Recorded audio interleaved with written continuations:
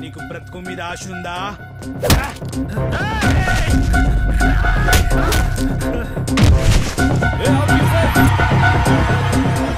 పోయే కాలం వచ్చింది కాబట్టి సాబుని వెతుక్కుంటూ వచ్చావు.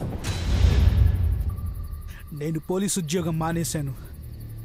ఇదంతా మీ వల్లేరా. రేయ్, కుక్కలనైనా నమ్ముతాను కానీ నీలాంటి వాళ్ళని నమ్మనురా. రేయ్, మీ వల్ల నా ఫ్యామిలీ ఉద్యోగం మొత్తం పోయాయిరా. నేను మీ అందరినీ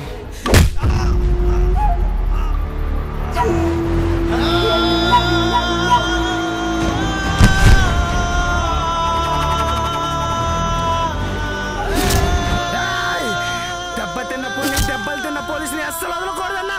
ఏసేయన్నా, ఆ కొడుకుని ఏసేయన్నా. Tiger is finished.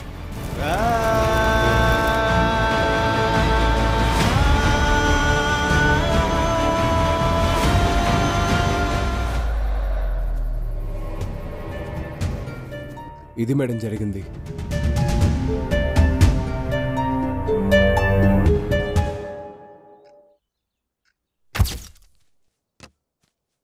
నమస్తే మేడం. ఎక్కడికి వెళ్ళారు? మీ ఫోన్ కలవట్లేదు. నేనెక్కడికి పోదాను మేడం, చుట్టుపక్కల ఊళ్ళోనే ఉంటాను. సరే, రాత్రంతా ఒకటే శబ్దం. చెల్లి పెద్ద పెద్దగా అరిచింది. ఇక్కడ ఎవరు చనిపోయారన్నారు కదా, చనిపోయిన వాళ్ళు ఏమైనా దయ్యాలై ఉంటారా? ఏంటి మేడం మీరు మాట్లాడేది? ఇది 21st సెంచరీ మేడం. పైగా మీరు చదువుకున్న వాళ్ళు. అవన్నీ మూఢనమ్మకాలు మేడం. అయినా మీరు నమ్మడం ఏంటి మేడం? అలాంటివేమీ లేవు. మీరిక్కడ ధైర్యంగా ఉండొచ్చు. నేను హామీ ఇస్తున్నాను, సరేనా? ఇంకేం ఆలోచించకండి. లేవండి లేవండి లేవండి లేవండి, ఆ ఫోన్ తీసుకోండి. అక్క, నన్ను ఒక్కదాన్ని వదిలి వెళ్ళొద్దు. నేను 1 గంటలో వచ్చేస్తానురా. వద్దక్క, వెళ్ళొద్దక్క, నాకు భయంగా ఉందక్క. ఏంటి? నా చెల్లికి భయమా?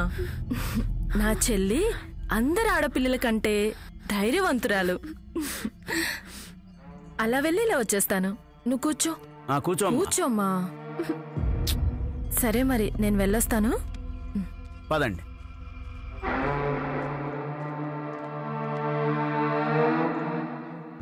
నిన్న నైట్ అంతా తను చాలా భయపడింది. ఏవో సౌండ్స్ వస్తున్నాయని కిటికీలో నుంచి చూస్తూనే ఉంది. కొద్దిసేపటి తర్వాత చూస్తే అసలేం అర్థం కావట్లేదు నాకు. భయంగా ఉంటుంది. కొత్త ప్లేసు, నిద్రలవి పట్టవు. ఏదో ఆలోచించుకుంటూ ఉంటుంది. దెయ్యం వచ్చినట్టు, భూతం వచ్చినట్టు, ఎవరో వచ్చి రక్కేసినట్టు, పడేసినట్టు, అలా ఏదో ఒక ఆలోచనమ్మా. ఓకే. హలో హలో అక్క, ఎక్కడున్నావు అక్క? నాకు భయం వేస్తుంది అక్క. ప్లీజ్ తొందరగా రా అక్క. రాకపోతే నేను చచ్చిపోతాను. భయపడకు, నేను వచ్చేసి అక్క, తొందరగా రా అక్క. డ్రైవర్ త్వరగా ఇంటికి పోని. అనిక ఫాస్ట్ గా ఇంటికి పోని. తొందరగా పోనీ భయ్యా, ఈవిడ చాలా కంగారులో ఉంది.